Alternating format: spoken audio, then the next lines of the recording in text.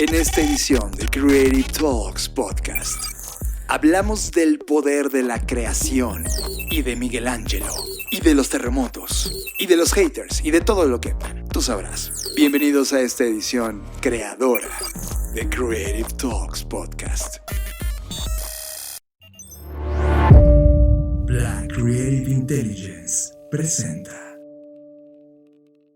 Estamos viviendo la disrupción más grande de la historia de la humanidad, una en donde la creatividad y el desarrollo tecnológico son el centro de una revolución que lo cambiará todo, y tú la estás liderando. Bienvenidos a esta ruptura del espacio-tiempo llamada Creative Talks Podcast. Creatividad, innovación, diseño, negocios y futuros. Con Fernanda Rocha y John Black. Un podcast de Black Creative Intelligence presentado por Blackbot, Black School y Black Bull. Creative Talks Podcast.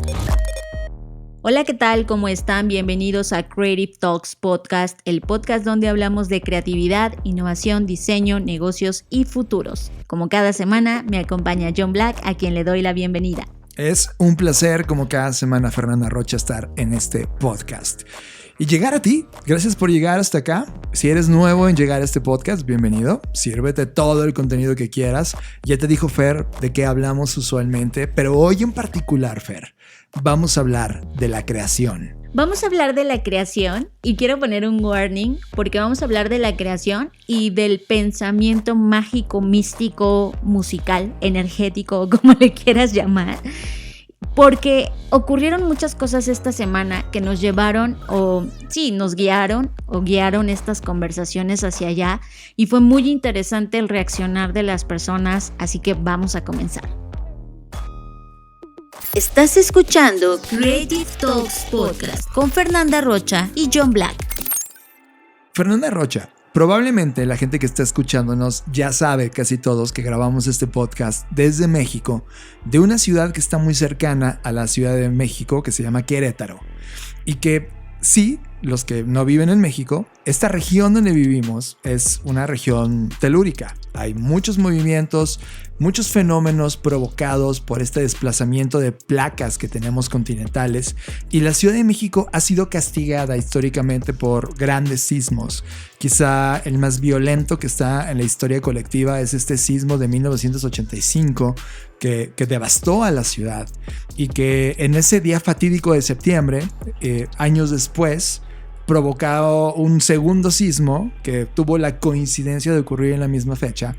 Y en este año, justo cuando se estaba celebrando un recordatorio en ese preciso día del sismo, ocurrió nuevamente otro nuevo sismo con una intensidad de 7.9 grados en la escala de Richter.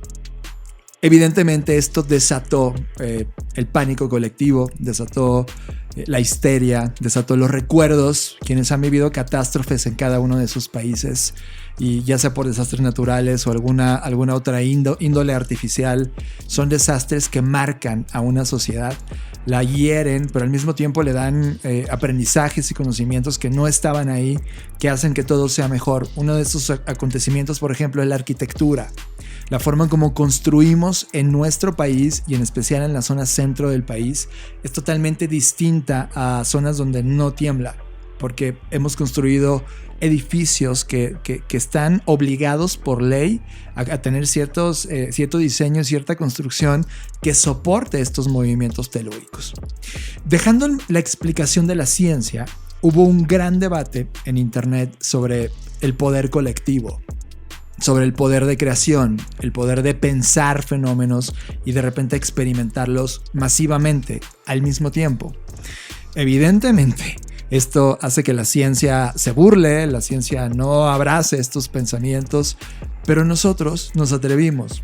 Fernanda Rocha, tú y yo, hemos estado experimentando desde el punto de vista del creador, es decir, no somos personas de consumo puro o que solamente abracen una ideología como la ciencia y a partir de la ciencia expliquen todos los fenómenos que hay en el mundo, porque no necesariamente estas explicaciones están ahí. Hay mucho más. Hay nuevas preguntas. Y esta coincidencia científica, geológica, que existe en el país en la misma fecha, nos llevó a pensar, ¿y si esto es parte de una manifestación energética colectiva? Y ahí fue donde todo pasó, John, porque tú escribiste un gran post en tus redes sociales sobre esto, sobre los terremotos en México, por supuesto, porque es el país en el que estamos, sobre la coincidencia e incidencia de la fecha de temblar el mismo día, sobre la atracción y sobre la energía. Y ahí es donde todo se desbocó. O sea, primero creo que el haber publicado el post el día que ocurrió, pues eso le da una textura distinta porque la gente está en un mood diferente, ¿no? O sea, como que el resto del año estamos más tranquilos, aunque ya hay alguien que se tomó la tarea de bajar todos los registros de sismos de todo el tiempo desde que se tiene registro hasta hoy, pues ya se dieron cuenta que tiembla más en diciembre, ¿no? Pero al final del día, el que lo hayas hecho ese día que tembló, que fue el 19 de septiembre, pues provocó una serie de emociones y creo que eso es lo importante. O sea, yo quisiera, John, comenzar por varias partes. Lo primero es, me llama mucho la atención que cuando tú hablabas de energía en este post, la gente lo toma desde dos posturas, ¿no? Gente que hasta con groserías, y lo voy a decir tal cual, dijo, yo no creo en el pensamiento pendejo mágico, ¿no?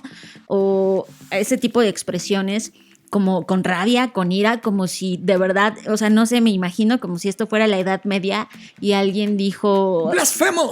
Sí, es como, ¿qué? Eso me llamó mucho la atención. Y ¿sabes qué? Era energía pura. Espérame, es que justo a eso voy.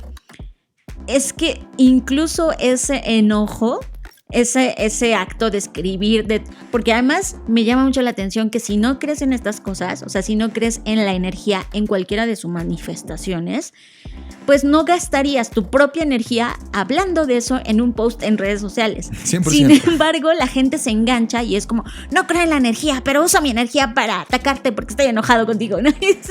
Ese es mi punto. ¿No? Ese es el punto. Esto es energía.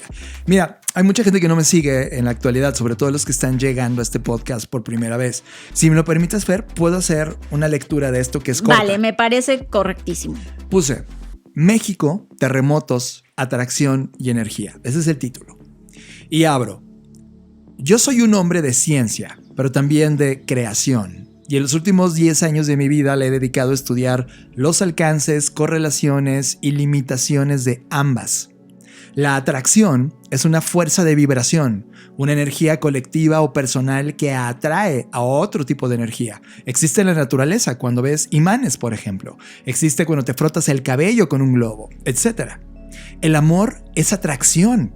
Tú mismo como ser humano experimentas eso todos los días, cuando ves los ojos de tu hijo o de tus seres amados, o cuando vas a un concierto y te sientes en esta energía eléctrica en el aire. La ciencia diría que solo somos dos organismos vivos atraídos por sustancias químicas en nuestro cerebro, pero tú y yo sabemos que hay algo más. Hay historias, recuerdos, ideas en común, energías compartidas convertidas en memorias y significado. No es una ley de atracción, ya que no puede replicarse científicamente en un laboratorio, como la creatividad, pero está presente en todas las fases de nuestras vidas. Esa energía la presentimos como un sexto sentido. Sentimos miedo, sentimos emoción, intuición. La energía que nos rodea transforma nuestro entorno, convive con nosotros. Algunas plantas y seres vivos mueren cuando esta energía es lo suficientemente dañina. La creatividad es pura atracción, una suma de energía, datos, señales, tendencias e ideas que sintetizan una nueva hipótesis creativa. No soy un fanático de la ciencia, sobre todo cuando estudias la historia de la misma y entiendes cómo funciona, quién la escribió, quién la patrocina, quién la borró. Pero lo que se vive cada año en México y la Ciudad de México es un terror colectivo traducido en energía.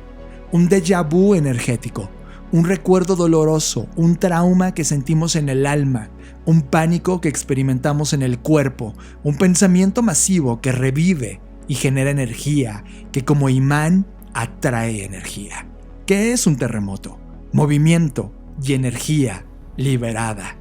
Por ende, querido ser humano, no descartaría del todo la hipótesis de la atracción, no de su ley. Yo sí trataría de explorar el concepto y su relación con los fenómenos que vivimos, porque mucho más profundo de la racionalidad científica, por ahora su postura es desacreditar más que eso, la explicación es coincidencia. El mundo es mucho más que eso, son todos sus fenómenos, y me queda claro que la energía existe, así como la manifestación de la misma. Como le dije al inicio, soy un hombre de ciencia, pero también de creación, y créelo, que desde esa óptica, la lectura del mundo es mucho más rica, completa, correlacional y fascinante. Ese fue el texto que puse. Bueno, aquí es donde otra vez quiero entrar, porque yo fui un espectador en esta situación. O sea, el meme de Michael Jackson comiendo palomitas, ese fui yo. Y me encantó que todo el tiempo hablaste de energía. Nunca dijiste, esta es la ley de atracción, cerremos los ojos y hagamos otro temblor, ¿no? O cerremos los ojos y hagamos que México gane por fin el cuarto partido. Tampoco. O sea, fue un tema de, hay energía, no la comprendemos, no la cuantificamos todavía. Porque fuera de las leyes científicas que hablan de la energía, por ejemplo, de la energía eléctrica, la energía tal cual, no hay como esta energía, o al menos no desde el punto de vista de la ciencia, cómo cuantificar o analizar esta energía. Por lo tanto, la ciencia lo rechaza, lo cual se entiende porque la ciencia está construida a base de hechos. Pero también es una realidad que la ciencia no está creada en realidad para solo responder preguntas, sino la ciencia también en su origen fue creada para cuestionarse cosas, claro, y a través de ese nuevo cuestionamiento de preguntas, pues encontrar las respuestas o encontrar los posibles caminos que te llevan a esas respuestas, que para la ciencia tienen que ser replicables, lo cual está bien porque son los criterios de la ciencia.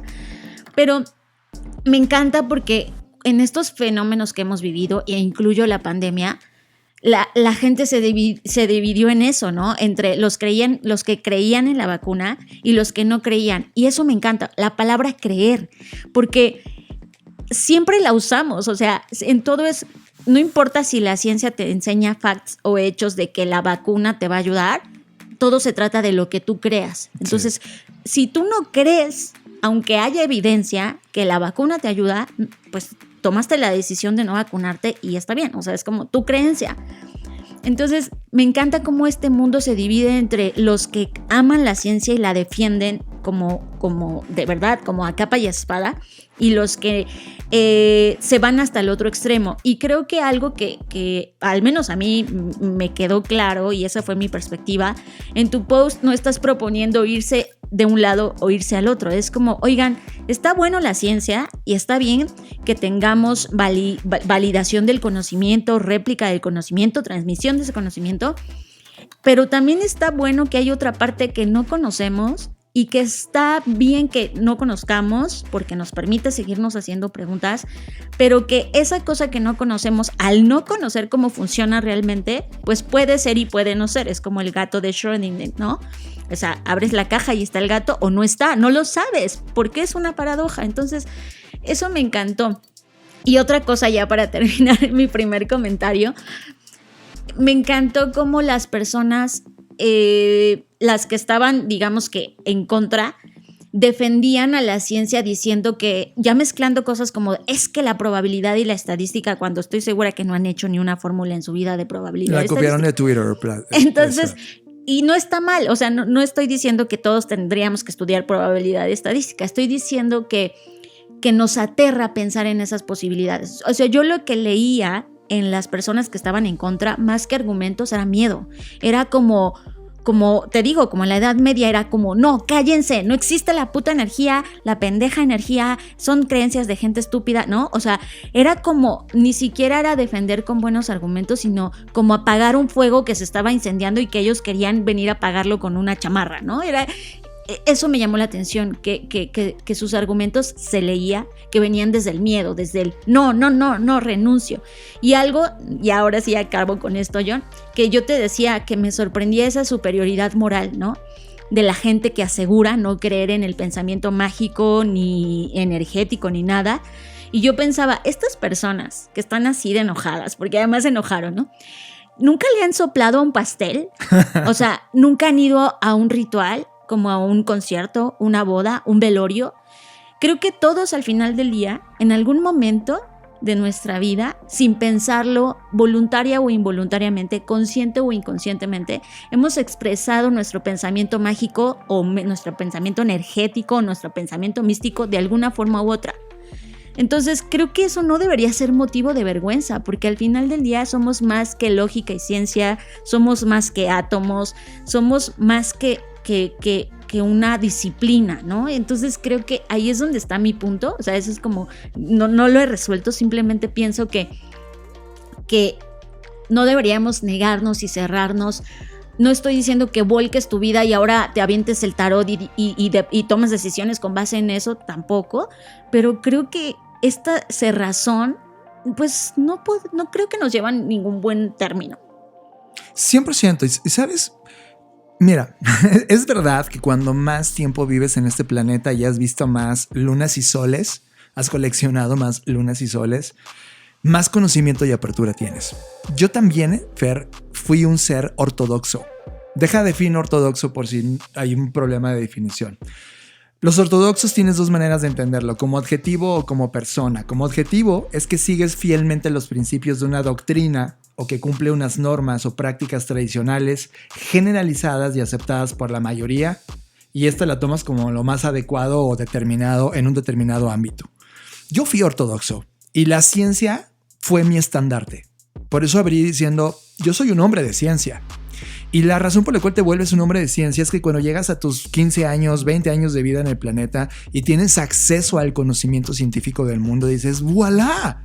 Muchas de las ideas mágicas son expresadas ahora a través de datos, a través de experimentos. Y ese mundo, en términos de explicación, llenaba mi mundo. Claro, es que eso tocas un punto muy importante. Es verdad que hay muchas cosas que como humanidad hemos creído, que creíamos que eran mágicas, y luego se comprobó con la ciencia de, 100%. Oye, no es que se te suba el muerto, amigo, es que tuviste, ¿no? Sí. X cosa. Pero la ciencia se ha equivocado históricamente, que exacto, era mi punto. Pero también tenemos que ver esa antítesis o esa contraparte donde, oye, la gente, los científicos en algún momento creyeron que teníamos 3 hélices en el ADN y ya después dijeron, no es cierto, son 2, ¿no? Y está bien, o sea, porque justo eso es parte de la ciencia. El ensayo y error es parte del método científico. Y de repente como que ya no ni siquiera se permiten explorar nuevo conocimiento. Esa es mi crítica de la ciencia. Hubo un momento en donde la ciencia creía que el planeta Tierra era el centro del universo y todos los seres humanos que vivieron en ese contexto lo creían. Ese era el pensamiento ortodoxo del momento. Sí. Hoy el pensamiento ortodoxo del momento es que la ciencia solo ha servido para un fin, explotación comercial. Y no se ha atrevido a buscar nuevas cosas. ¿Qué recuerdas masivamente que haya ocurrido en los últimos 15 años en términos científicos? Únicamente la vacuna y casi como una mera acción desesperada de reacción. Pero bueno, por eso yo ya no puedo ver solo el mundo de forma ortodoxa, porque a lo largo del camino he coleccionado momentos inexplicables. He sentido la fuerza de múltiples formas, en amor, en cuidado, en miedo. He visto fenómenos masivos ocurrir.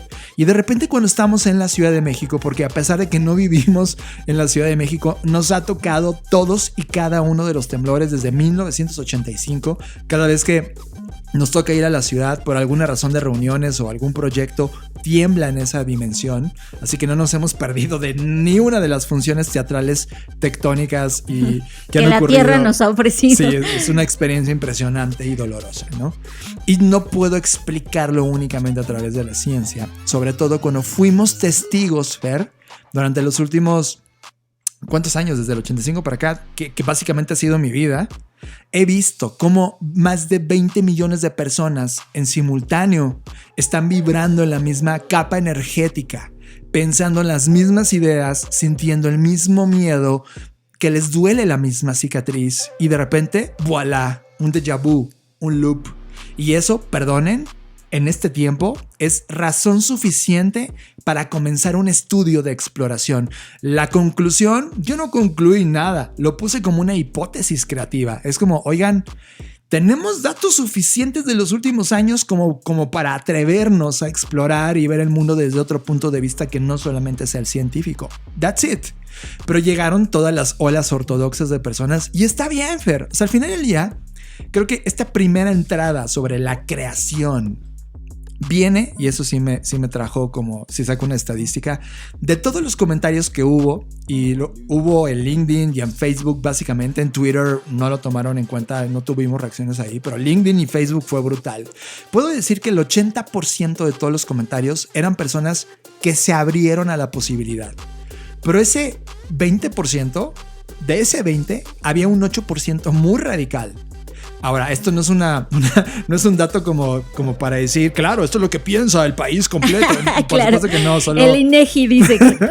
No, pero me deja saber, y eso sí me da miedo, que ese 8% radical provenía de fuentes creativas. Es decir, eran diseñadores o participaban en la industria creativa. De alguna forma. Bueno. Exacto. Y eso me preocupa, porque si no has vivido con esa intensidad tu creación y no te permites la hipótesis de dudar de la creación o explorar más allá de la creación y sigues abrazando en términos de ciencia todo lo que haces, ¡wow!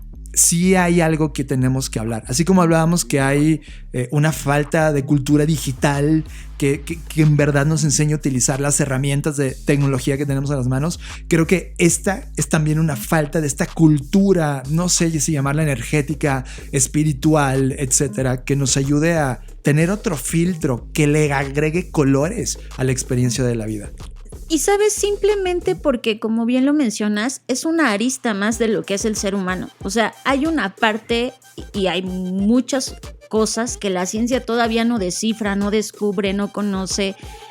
E insisto, o sea, como seres humanos somos más que átomos y explicaciones científicas. Sí somos eso también, obviamente hemos logrado entender mejor nuestro organismo, pero ¿cuántas cosas todavía hay indescifrables, por ejemplo, de nuestro cerebro, de cómo funciona la mente, de qué es lo que hace que tengas este respiro de vida por primera vez, ¿no? Sabemos cómo funciona desde la biología u otras ciencias y está muy bien, nos ha ayudado, insisto, a entender, pero hay muchas cosas y de hecho hubo un tweet de la UNAM, ¿no? Que justo al principio muchos pensaban que era fake y después se verificó, pero en Twitter lo borraron y en Facebook lo dejaron, que hablaba sobre, oigan, sí es cierto, tienen razón, está muy cañón que haya una coincidencia de fechas, pero si vamos a investigar está bueno, porque la ciencia, pues a eso se dedica, a resolver preguntas e incógnitas. Entonces dijeron, sí vamos a hacerlo, pero vamos a hacerlo con seriedad, con metodología, y bueno, ¿no?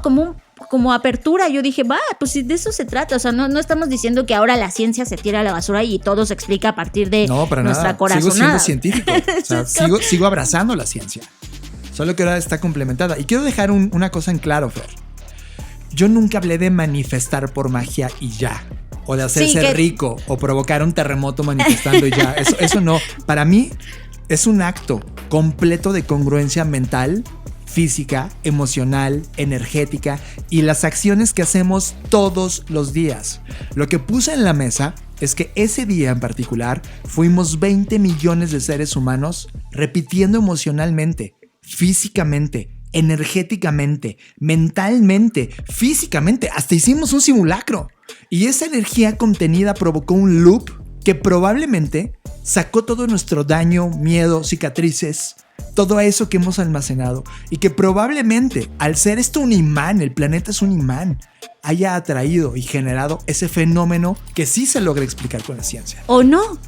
Y eso es lo interesante, que siempre hay o no, o sea, igual fue esto o no, pero es interesante remarcarlo. Es un hecho, claro, si lo comparamos desde el lente geológico, pues para la Tierra fue un suspiro, pero para nosotros fue un año después, ¿no? Claro. O sea, quien logra analizar la historia del planeta dice, esto es irrelevante. ¿Lo es? Claro, y como lo tu es. Comentario. Y lo es.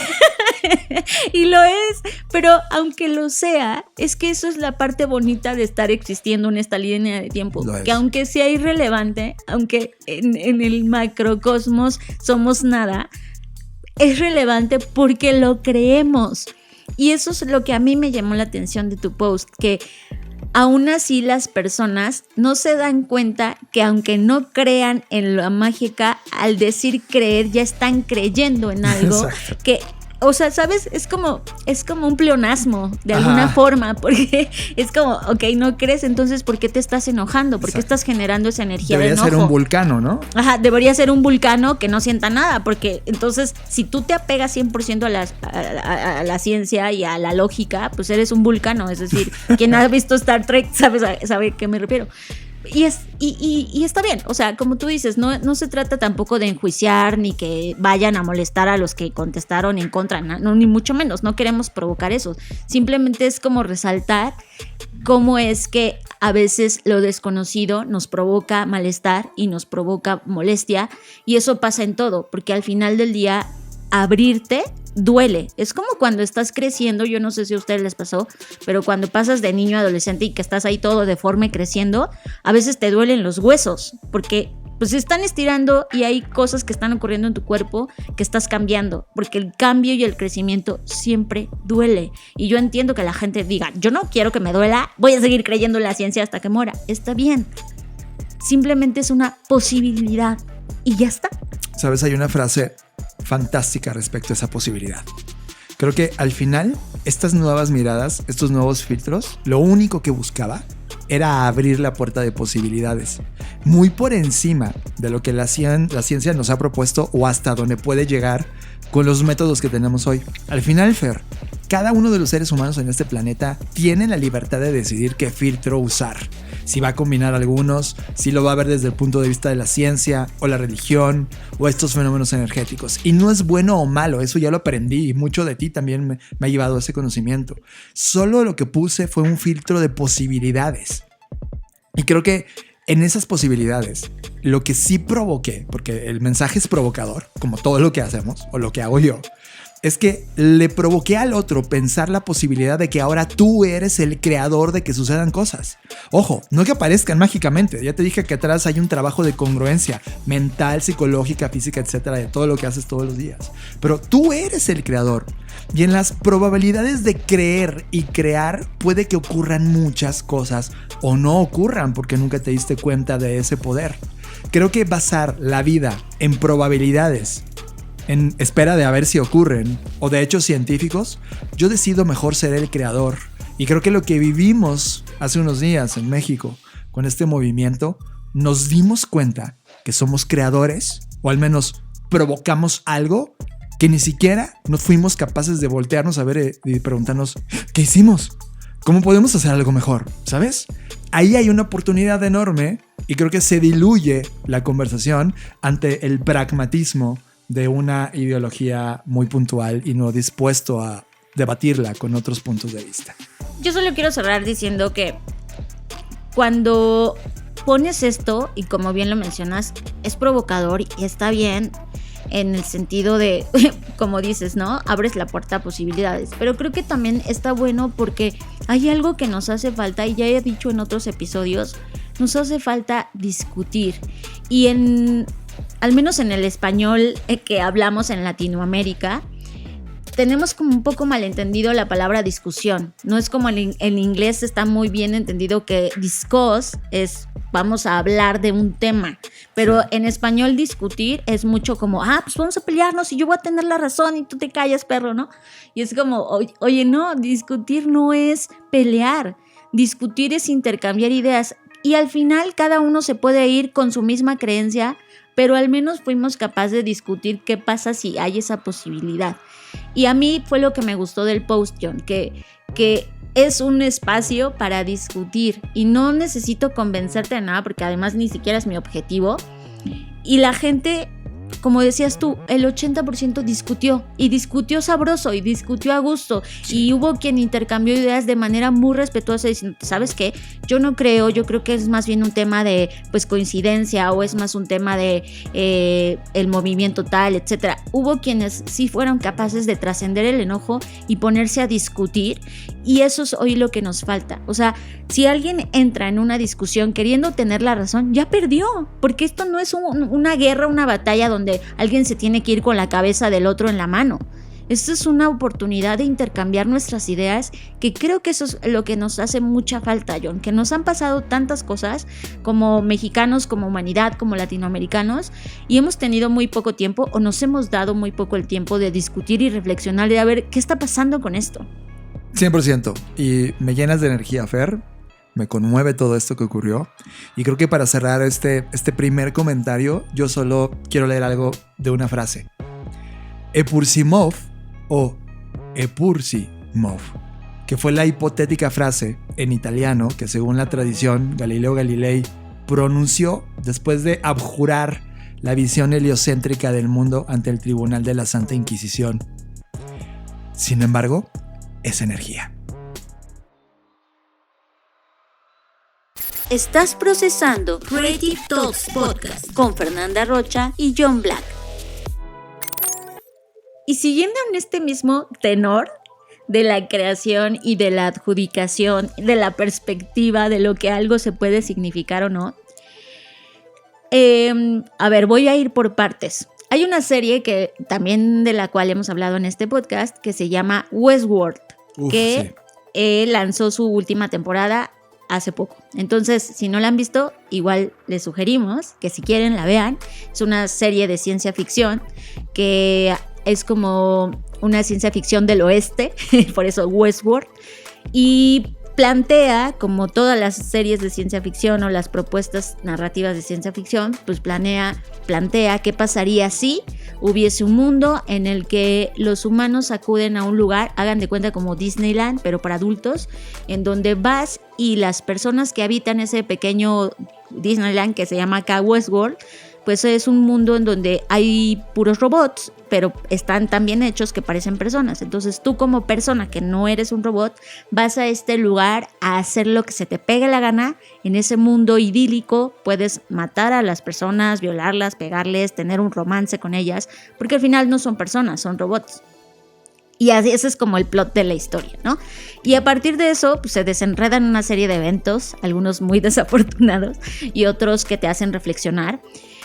Pero en uno de esos capítulos, en particular, hablan de la obra de Miguel Ángel, una de las obras, que es la Creazione di Adamo.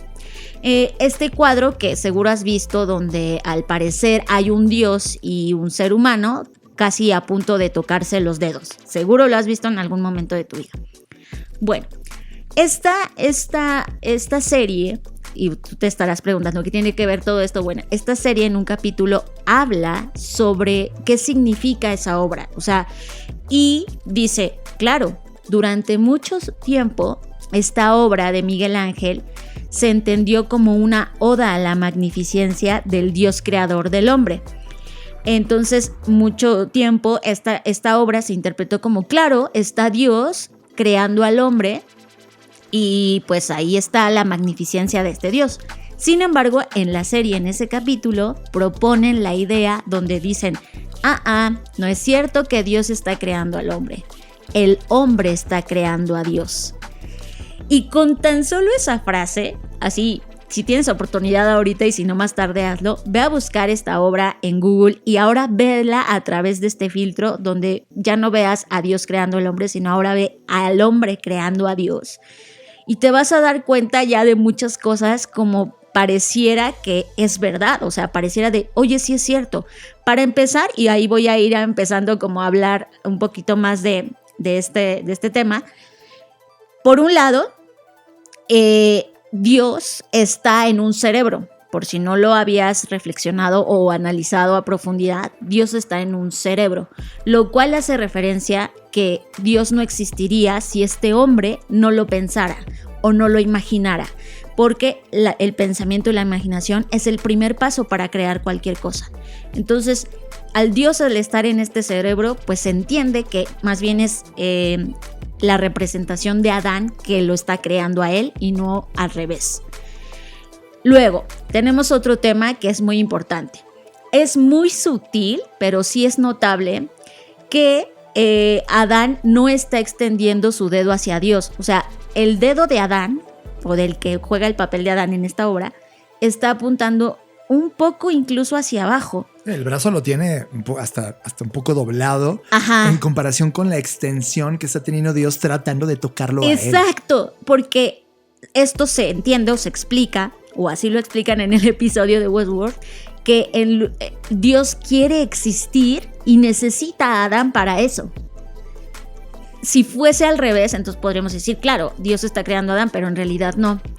Además, otra cosa importante es que Adán está en un plano terrenal, pero Dios, insisto, está en el cerebro, nace en la mente, en la imaginación, un constructo del ser humano. Por lo tanto, la creación de Adán es Dios.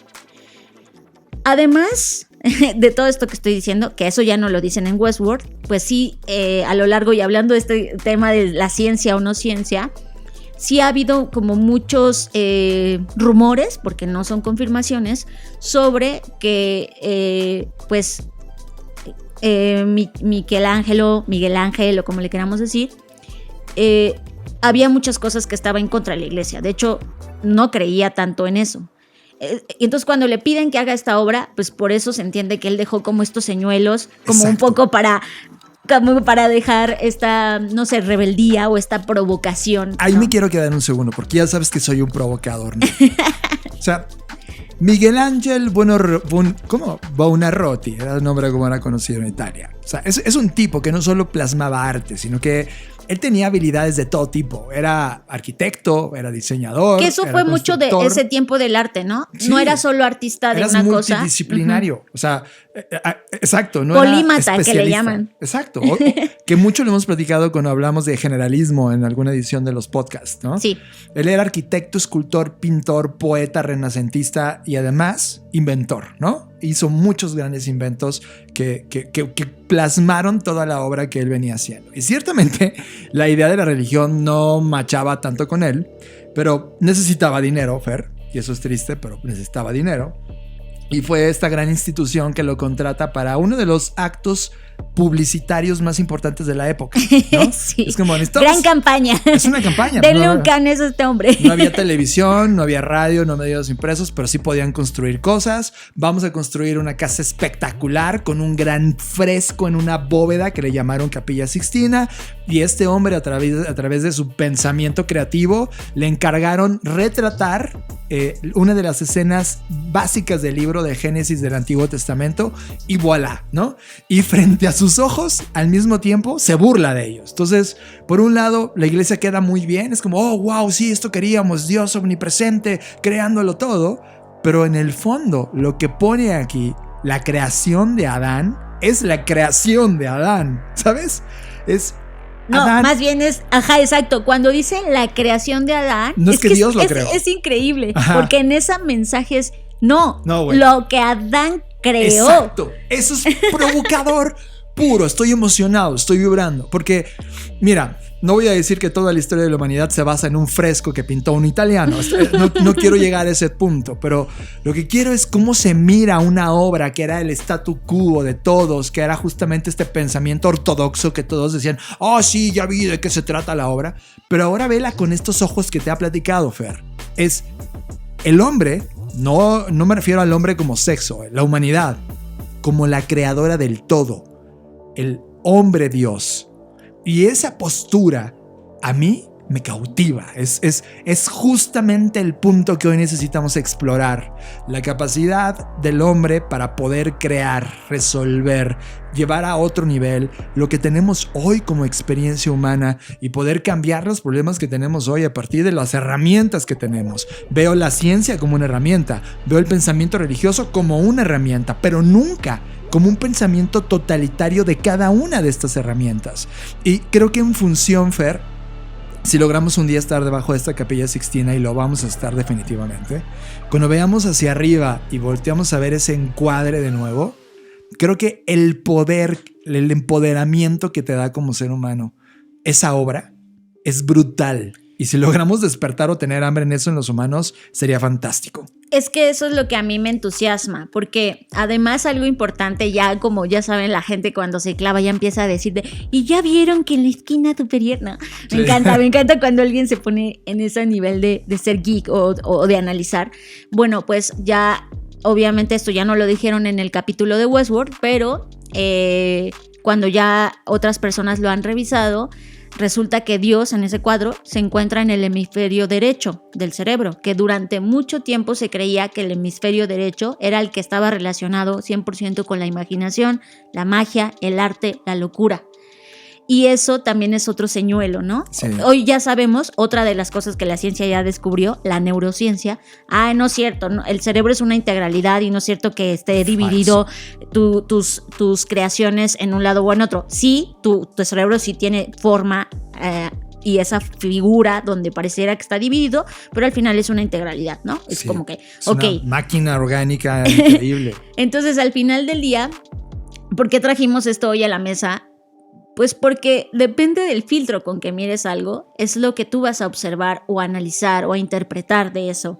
Por eso, entre más lentes colecciones, entre más filtros tengas, pues vas a tener quizás no la foto completa, porque eso nunca lo vas a lograr, porque es muy poco el tiempo que pasamos vivos en esta tierra. Sí, para trascender ese nivel está muy difícil. Exacto, ni siquiera los que han dedicado su vida al estudio lo han logrado, pero sí garantiza que tengas una amplitud, un espectro mucho más amplio del que tienes al solo creer una cosa.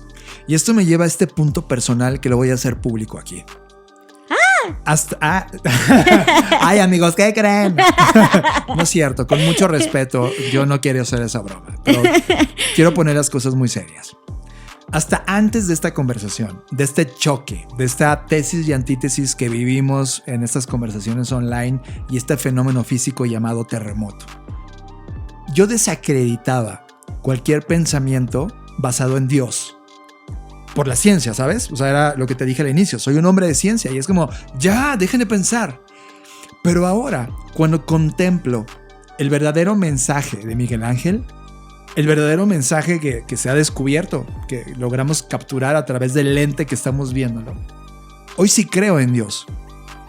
Y no creo en el Dios que está extendido con sus manitas y que tenemos que ir a rezar todos los domingos y a dar... No, a ese Dios no. Creo en Dios y Dios existe. Porque lo creamos nosotros. Mi pregunta es, ¿a qué Dios estás entregando tus sueños, tus proyectos? Es que si Dios quiere, es si tú quieres. Tú eres el creador de Dios. Y esa creación, al momento que la gente cree en eso, lo hace existente. El tema ahora es, ¿qué cosas queremos crear? Y que signifique algo para alguien. Y que esa idea, esa hipótesis, esa nueva forma de crear una compañía o resolver un problema o a través del arte inspirar a alguien, esa creación tenga la potencia suficiente como la tuvo el pensamiento de Dios para provocar, para inspirar, para mejorar lo que antes ya estaba. Por eso creo en Dios. Creo que a partir de ahora, este poder que me he dado, que tenemos como humanos, yo sí lo voy a utilizar.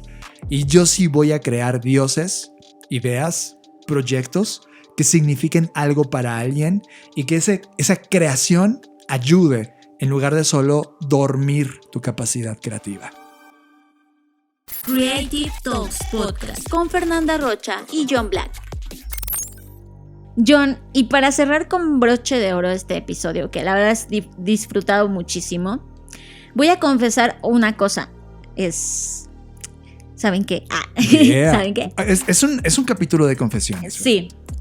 No, pero ya lo he confesado otras veces, pero si es la primera vez que nos escuchas, pues te vas a enterar.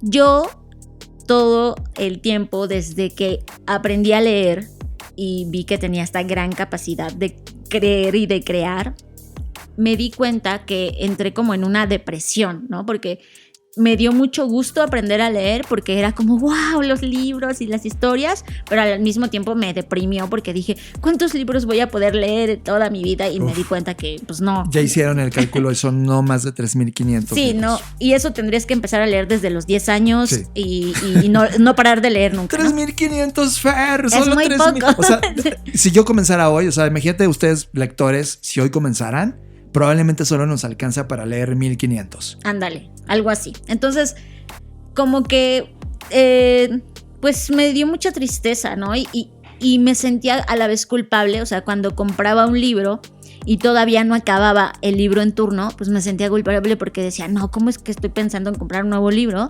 si no he terminado de leer los otros 2 que tengo en casa? Sin embargo, afortunadamente, me enteré de una cosa que todo fue porque yo sigo a Nicolás Taleb, que es un escritor, del cual también ya hemos hablado acá, y que en Bookshake hemos reseñado algunos de sus libros. Bookshake es un podcast que hacemos una vez al mes, por si también no lo conocías. Acá ya te estás enterando. Bookshake. Bueno, entonces él hablaba sobre la antibiblioteca, aunque a muchas personas no les gustó el término porque decían, a ver, Nicolás Taleb, ¿cómo que una antibiblioteca? Porque lo que decía Taleb es que la antibiblioteca es comprar libros o tener libros de otras disciplinas y conscientemente que igual no las vas a leer, pero para recordarte todo el tiempo que el conocimiento es tan vasto que pues ni te va a alcanzar la vida para eso, ¿no? Básicamente esa era la idea de Taleb. Lo cual dije, sí, me siento así. Pero hay otra cosa que se llama Sundoku. Sí, los japoneses. Sí, Un sí. Sundoku es, a ver, vamos a empezar para definir qué es eso de Sundoku.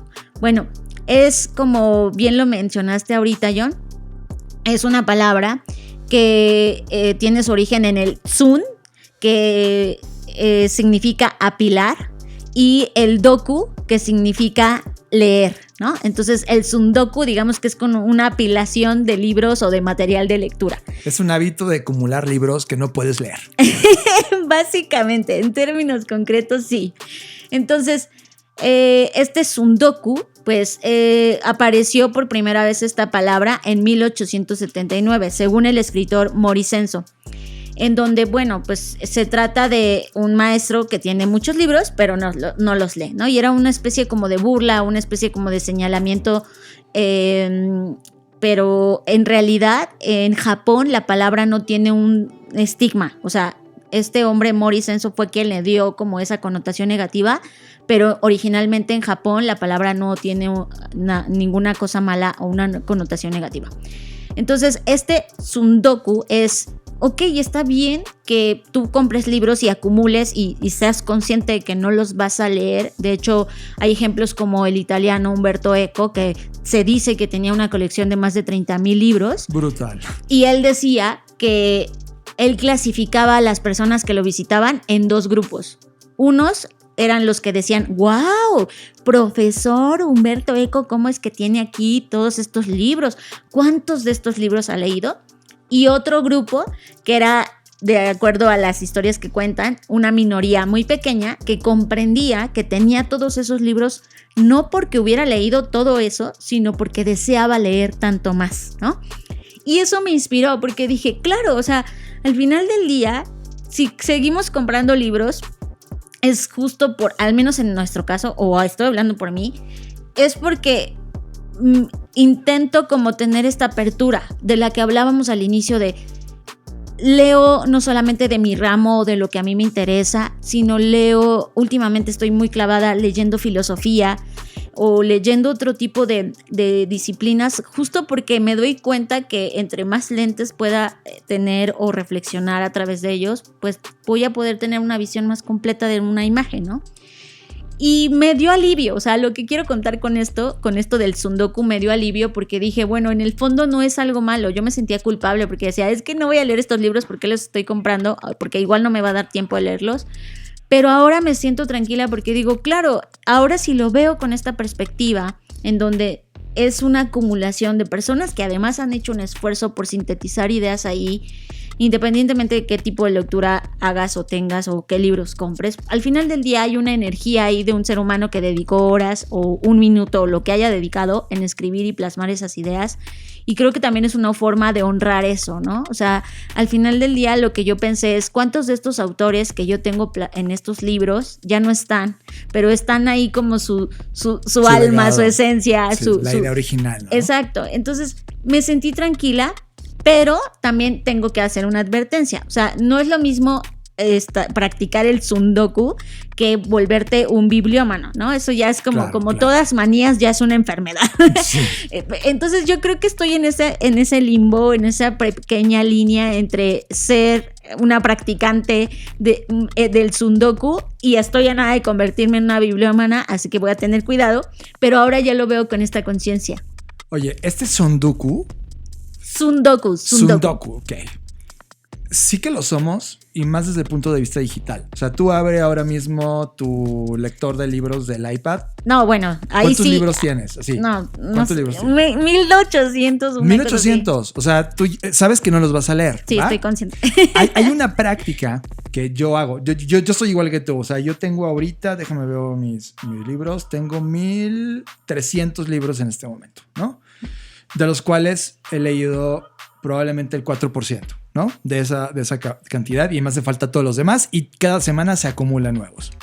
Cuando era joven, iba a una tienda, de la gente que no vive en México tengo que explicarlo, para los que sí, Sanborns. En Sanborns era una tienda donde encontrabas revistas. Sanborns es una tienda que en realidad es un restaurante, sí, que tiene al lado una tienda, y en esa tienda encuentras de todo. O sea, si un día estás, si ya sea que seas un planeta de color rojo. Sí, si eres extranjero o eres mexicano, si un día te hace falta algo y no sabes dónde comprarlo, ve a Sanborns, ahí seguro lo vas a encontrar. Ahora, es una vieja una tienda que se murió en el tiempo. O sea, se quedó encapsulada en los años 80. En términos de la arquitectura, cómo está distribuida la tienda, etc. Pero lo que me gustaba de Sanborns es que tenían una actualización de libros y revistas impresionantes, que siguen teniendo algunos. Ya la industria editorial ha evolucionado. Yo iba a Sanborns no a comprar revistas ni libros. Iba a ojear los libros, a ojear las revistas, porque te permitían agarrarlas con la mano y podías pasar 2 horas parado enfrente de los anaqueles y darte una visión rápida sobre lo que estaba pasando en esos contenidos. La razón es porque yo no podía comprarlos. ¿Qué te parece, Fer, si esa práctica de Sanborns le ponemos nombre ahora mismo, así como los japoneses un día tuvieron esa desfachatez de nombrar esta actividad, y le ponemos algo así como Samborsku? Es de, no compres el libro, ve y ojéalo. Ve y dale 10 minutos o 3 minutos, el tiempo que tú quieras para la exploración rápida del libro que tienes en la mano. Y si en verdad provoca hambre en ti, cómpralo. O si despertó solo un interés superficial, déjalo y probablemente toma nota del autor o del libro y búscalo en internet y ve de qué va, porque igual estabas abandonando algo que en tu criterio tal vez era bueno que lo tomaras. La práctica del Samborsku es, en lugar de comprar y tener estos libros que te lo juro que cuando te mueras todo eso lo van a tirar en la basura y lo van a vender por kilo, preocúpate por tener los libros que sí van a aportar algo para ti. Una curación importante a través de esta actividad Samborsku. Mira, hay una frase que seguro quienes usan TikTok o estas plataformas ya conocen, que ¿es guapo o solo es güero? Y esa pregunta la aplico en todas las cosas de mi vida a partir de que la conocí. Madres, ¿a mí me la aplicaste? No, todavía no te conocía así, ¿no? Si hoy la aplicaras. No, pero ¿a qué me refiero con esta? O sea, obviamente esta pregunta nace de que que a veces ensalzamos a la gente porque tiene ciertas características físicas, ¿no? Entonces, claro, tú podrías decir que una persona tiene ciertos rasgos, pero solo por ser güero, ya dices, no está bien guapo, ¿no? Pero vean cómo estoy usando esta analogía para llevarlo a otros ramos o partes de mi vida. Cuando yo voy a comprar un libro, me hago la misma pregunta. Es como, ¿este libro es bueno o solo es güero? ¿No? ¿Y cuál sería el equivalente a o solo es güero? Es, ¿este libro es bueno o nada más porque está en los bestsellers de moda? O este libro, cada quien hará sus propias comparaciones. Pero algo que yo estoy haciendo últimamente es, si este libro habla de lo mismo que yo estoy hablando, o si me confronta o lo aborda desde otra perspectiva. Y en esta fase de mi vida en la que estoy, me voy por la segunda opción. Si ese libro reta lo que estoy pensando ahora o lo complementa desde otra perspectiva, entonces le digo que sí y bienvenido a la biblioteca, ¿no? Pero ese es mi filtro.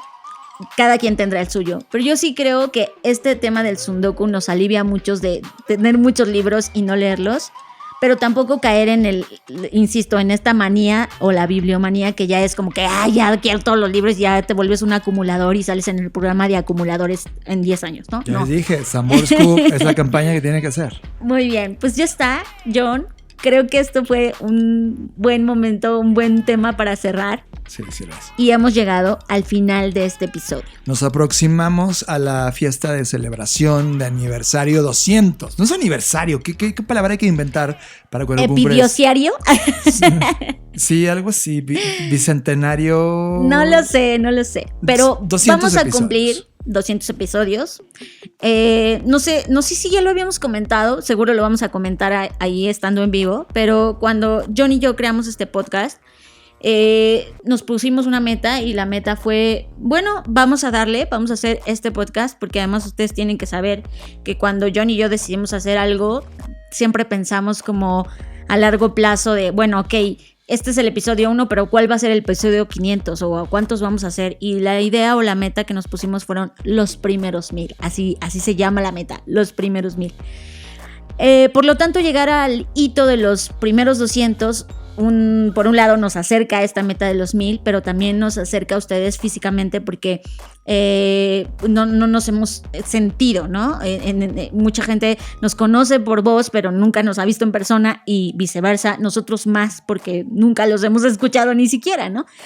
Entonces, aprovechando que ahorita ya se puede convivir un poco más físicamente, hemos decidido hacer esta celebración 200 en Ciudad de México. Lamentamos que no pueda ser en otro lugar por ahora, pero no se preocupen, después tendremos otros eventos en otras partes de México y de Latinoamérica. Sí, totales. Colombia, por ejemplo, Chile, sí, Chile, etcétera. Ecuador. Ya les iremos avisando, pero bueno, primero va a ser este momento. Va a ser en Ciudad de México el 13 de octubre del 2022. Va a ser físico. Vamos a grabar un episodio en vivo con ustedes, con quienes vayan. Todavía está abierto el registro, aunque el cupo es limitado. Pues sí queremos que las personas tengan oportunidad de registrarse, de contarnos ahí un poco. Hicimos un formulario en donde les hacemos algunas preguntas para conocerles un poco más, y bueno, ahí está, en nuestras redes sociales lo hemos compartido, así que esperamos verlos en esta celebración. Y si no, pues verles más adelante, porque sí es nuestra intención comenzar a tener más contacto con ustedes. Y hablo del contacto no solo de emitir este podcast cada semana, sino de conocernos más, de entendernos más, de complementarnos más, porque al final creo que después de 200 episodios hemos creado una gran comunidad. Nos los han hecho saber, aunque a veces de manera muy tímida, en mensajes directos, a veces en audio, a veces en mails, pero agradezco que haya sido así. Entonces es muy emocionante para nosotros llegar a este episodio número 200. Coincido totalmente contigo y te agradezco, tú que estás escuchando este podcast, que nos dediques esta línea de tiempo que nunca vas a recuperar, y esperamos haber traído valor puro para tu time life. Gracias por estar acá. Yo fui John Black. Yo soy Fernanda Rocha. No olviden seguirnos en redes sociales y suscribirse a nuestro newsletter de Blackbot, que se llama Cápsula, que por cierto hoy se emite. Sabemos que es cada 15 días, pero pues dado los acontecimientos que ocurrieron esta semana, lo retrasamos un poco, pero hoy se lanza junto con este episodio. Nos vemos en el futuro. Bye.